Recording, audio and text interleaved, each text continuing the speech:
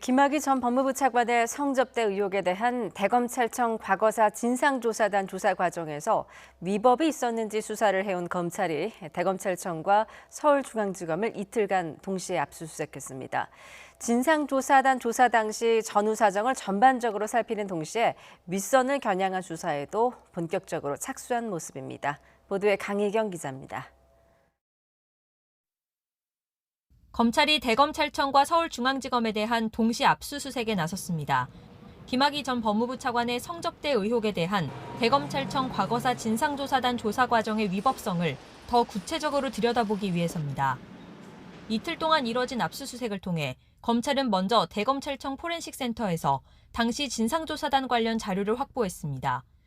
압수물을 토대로 조사단 내부에서 김 전 차관 사건이 다른 팀으로 재배당된 절차와 수사 의뢰가 이뤄진 과정, 관련 내용이 언론에 보도되기까지의 전반적인 과정을 다시 확인하는 것으로 전해졌습니다. 서울중앙지검에서는 버닝썬 수사 관련 압수수색이 진행됐습니다. 검찰은 지난 2019년 초 버닝썬 사태에서 경찰 유착 의혹이 불거지자 당시 경찰총장으로 불린 윤규근 총경과 이광철 청와대 민정비서관이 김 전 차관 사건을 부각하려 한 단서를 포착한 것으로 알려졌습니다.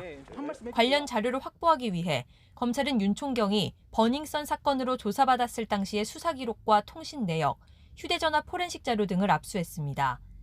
이번 수사는 앞서 윤갑근 전 대구고검장 등이 자신이 사건에 연루됐다는 의혹이 제기되자 진상조사단 관계자와 언론사 기자 등을 고소하면서 시작됐습니다. 특히 검찰은 의혹의 핵심 인물인 당시 진상조사단 소속 이규원 검사가 면담 보고서를 언론 등에 유출하는 과정에 이 비서관 등 윗선이 개입한 것으로 의심하고 있습니다. 압수물 분석 결과에 따라 윗선에 대한 소환 조사도 이뤄질 가능성이 큽니다. 이와 별도로 검찰이 고위공직자 범죄수사처에 보낸 이규원 검사의 일부 혐의에 대해서는 아직 공수처가 직접 수사할지 다시 검찰로 돌려보낼지 결론이 나오지 않은 상황입니다. 검찰은 압수물을 분석하는 동시에 다음 주까지 주요 참고인들을 줄 소환한 뒤 핵심 관계자들에 대한 강제수사 착수 여부와 시기를 결정할 것으로 보입니다. YTN 강희경입니다.